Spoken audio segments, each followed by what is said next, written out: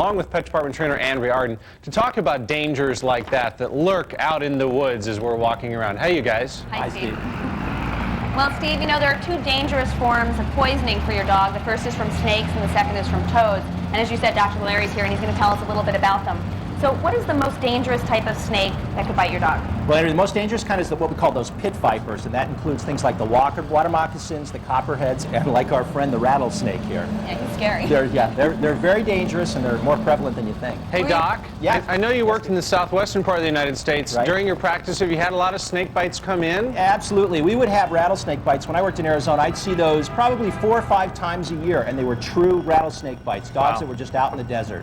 But you can find snakes in almost every state, is that right? That's right. True, yeah. Rattlesnakes are found. I think the only state you can't find them is Maine. Every other state has had rattlesnake sightings. And things like the copperheads, they're in all the Midwestern states and the Plain states, and coral snakes are down in Florida in the South. So snakes are everywhere. What are the symptoms of a poisonous snake bite? Well, what you're going to find most frequently is the dog. Let's take a look at Ed here. What's going to happen most times is they're going to be rooting around in the desert areas, and if they're out hunting or playing, and they're going to get bit either on the face or underneath the neck or on their legs. And oftentimes, if it's a rattlesnake, they're going to yelp, and then you're going to see the actual fang marks. You can see the 2 fangs on top and the one on the bottom. It's very dramatic.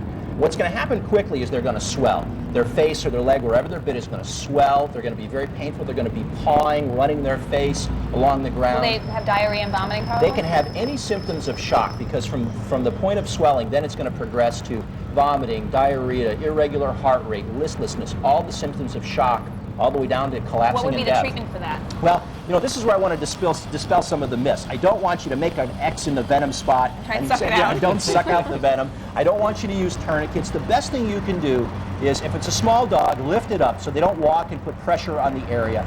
Take it to your veterinarian. They need immediate treatment with antivenom. That's the most important thing. And don't worry about bringing us the snake, because I don't want you to get hurt or get bit trying to bring the snake Common in. sense, We're right. going to treat as if it's the worst kind of bite, and we're going to give them antivenom along with treating the local wounds and treating the shock that they're in. And I'm sorry, Andrea, all vets have that antivenom in their arsenal, right? Generally speaking, if we don't have it on our shelves, there's usually a veterinarian in the area that you can get it from quickly. But the best thing for an owner to do is keep their dog from moving a lot. Yeah, absolutely. Okay, and then the other thing we want to talk about is the toads. And any of the toads that are called bufo, B-U-F-O, are actually poisonous. And what these guys do is they have secretory glands on their skin and in their mouth. And the stuff that they secrete is a toxin, is very, very toxic to the dogs. And the dogs get poisoned by playing with the toads? Yeah, what happens is these guys are found where it's very humid, or you can even be found in arid places like the desert Southwest after a heavy rain.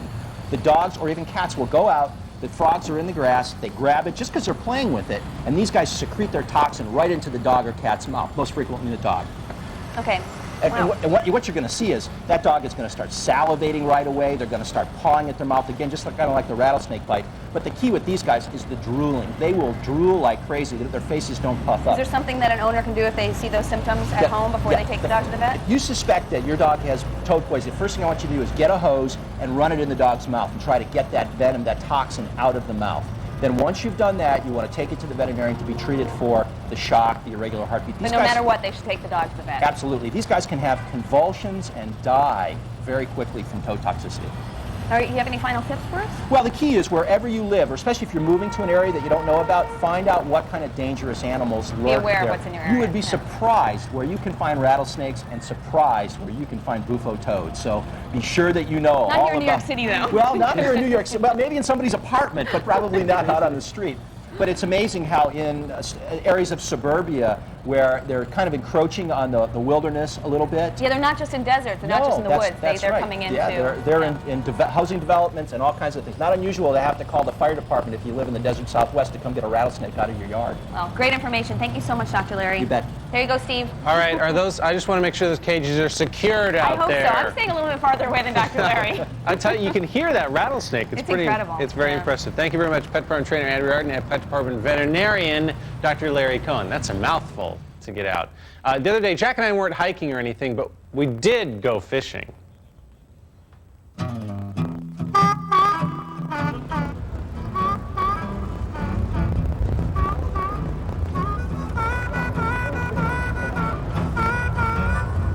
Hey, Jack, what are you hoping to catch?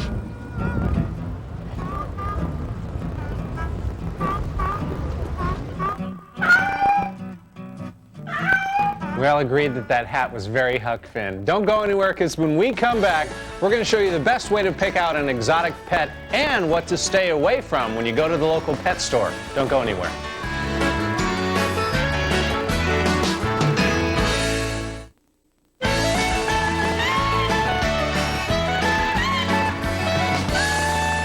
Welcome back. You're watching the Pet Department. I'm Steve Walker. Let's say that one day you decide, I want a snake or some other kind of exotic pet. More and more people are doing it. In fact, the exotic pet trade has increased about 30% over the last year here in the United States. So we've asked our exotic pet expert, John Raymond, to stop by and give us some guidelines. I've asked for 4 of these to keep in mind. Let's say you go into the pet store, you've already decided you want an exotic pet.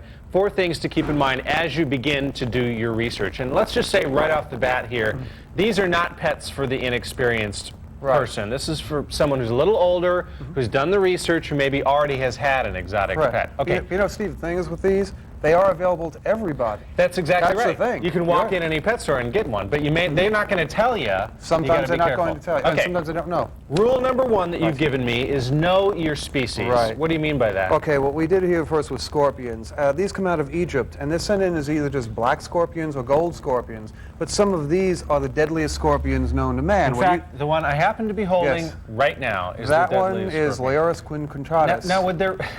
I like it when you speak Yes. Latin. Now, would this show up in a pet store? Oh, definitely. Really? Yeah, and they just get mixed in with the more mildly venomous scorpions because they just ship them to say as generic. And like those big emperor scorpions, those are okay to have as a Now, pet. one thing I also want you to remember, people ask me, what is the deadliest snake? What's the deadliest? The one that bites you and you die from. Just because it says a mildly venomous scorpion, like an emperor scorpion, you can have an allergic reaction and die just as fast as this. Okay, so the take-home lesson is not all scorpions are alike. Know what you're getting into. Here we happen to have one of the deadliest snakes in the world. Oh, we definitely do. Yeah, this is a green mamba, and this is the know your limitations. Yeah, you have to know rule. what you're doing when you're going to go for a snake. You have to know, am I emotionally ready for this? This is not a macho play toy. Right. And these animals are available. If you pick up a phone, call some importers I know of. They'll be more than happy with a credit card send you as many of these you want. But this one probably wouldn't show up in a pet store, would Hopefully it? not. Okay. Under the counter, yes, it would. But again, if you do get into the pet trade and you do find someone who can supply one, know that your limitations. Know that this is not something that is a play toy. You have to be afraid. Fear is a very good thing. This snake bit me. How long would it be before I died? It can be anywhere from several minutes to a couple of hours. Probably before the end of the show. It's a very bad situation. Okay, this is a really interesting point. Yeah. Know your sizes. Right. Here we have a very little snake. Let's say you go into the pet store and you say, I want a snake, and you buy this little one. They will tell you, Steve, oh, this is the best snake to start with. They're great, make great pets, and they do. Then what happens? But in 1 year, you have this. And I get them every year. In 1 year, that little one can grow that big. That big. So people have no idea that they're going to have to take care of an animal. And the store doesn't tell you, but all of a sudden you have something like this, and this is a financial responsibility as well as a safety one. Listen to him, people. All right. Finally, we want to tell people to know an animal's secret defenses. Because a lot of times you'll get an animal and not realize what it's capable of, really. Right. We have here a poison arrow frog, and that is exactly what they do. In South America, the Indians tip their spears and the arrows with the skin from the hind leg of the frog. It's kind of hard to see, maybe if I turn a little. I actually saw these guys in Costa Rica when I was hiking around. Now, they can make a great pet. However, especially with young children, if you have an open cut in your hand, the venom can work its way into your bloodstream. You can get sick or even die from it. The young child handles it, puts their finger in their mouth, and again, you'll have a problem. Okay, so good to know. Know your animal's secret defenses. Right. Again, just keep in mind, please, everybody, that if you're considering getting an exotic pet, there are things you need to know. Do the research. Talk to people maybe who own them already. Definitely. And just know what you're getting into. Yeah. Make sure you read. We're not saying don't get an exotic pet. No. And all these animals, Steve, make good pets. Right. But you have to read and know what you are doing before you buy the pet. Exactly. I think, what's your favorite out of all these? Actually, the Burmese python. Yeah, I mean, you've had this one for a while. I've had her quite a while. She's nice. All right.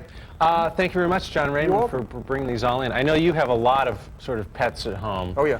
And some people, do you think I look like Jack at all? Not yet, but you're starting to get a little bit with the nose. Yeah. Some people actually, think that they look like their pets. So we took our pet department cameras out on the street and we asked that question. Hey, do you look like your pet? look like my pet? Well, no, she has more hair than I do, so I'd have to say no, unequivocally no. I hope not. Everybody's like, that dog's fat. I think I look like my pet. People always tell me that Grover and I look alike. I think he's a little bit better looking than me. I don't think I look like my pet, but people have told me I resemble him. I wish I had his hair. John, you don't look anything like this snake, honestly. No, I really. This is a beautiful snake. We shouldn't, I don't want to be down on snakes. But again, in 1 year, this is how big they get. Right, and people do get injured with these animals when they get this big because they think they can't do You anything. can be killed by a snake. can. All right, thank you very much, John Raymond. Now it's time for our question of the day. It has to do with cats. They're not exotic at all. We just want to know how many teeth they have. Don't go anywhere.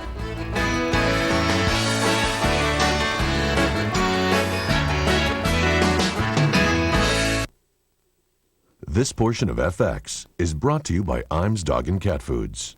Good for life. From the Imes Company.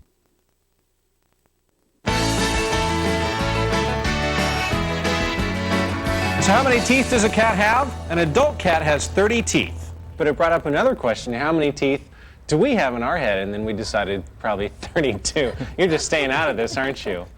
Can I buy a box of Thin Mints? And you look a little bit like a brownie today, we have to say. But it's a hip look. It's really a hip look. You're not even going to fire back, are you? No, he's gonna You're going be to wait till waiting. we're off the air, and then you're going to say something, aren't you? I just want to reiterate to people one more time that if you're thinking about getting an exotic pet, don't not do it just because you're afraid of it. Research it, and then, they can make good pets. Have you ever trained any exotic pets for anybody? No, No? taking care of them, but not But they training. can, some of them, I suppose. You can train them, yeah. Yeah, You can train a cockroach. Andrea, that's what Andrea always says. You can train just about any kind of animal. And Dr. Larry Cohen, thank you for being here and My telling pleasure. us about the rattlesnake bites. I can't believe that many dogs get bit by rattlesnakes it's very, every it's year. very, very common out in certain parts of the country, sure. Yeah, and the toad thing too. I wouldn't even have even thought of. Jack Yeah. had a tick yesterday, though. Yeah. All right. Talk to his owner. We've exhausted our topics. We'll see you on the next Pet Department.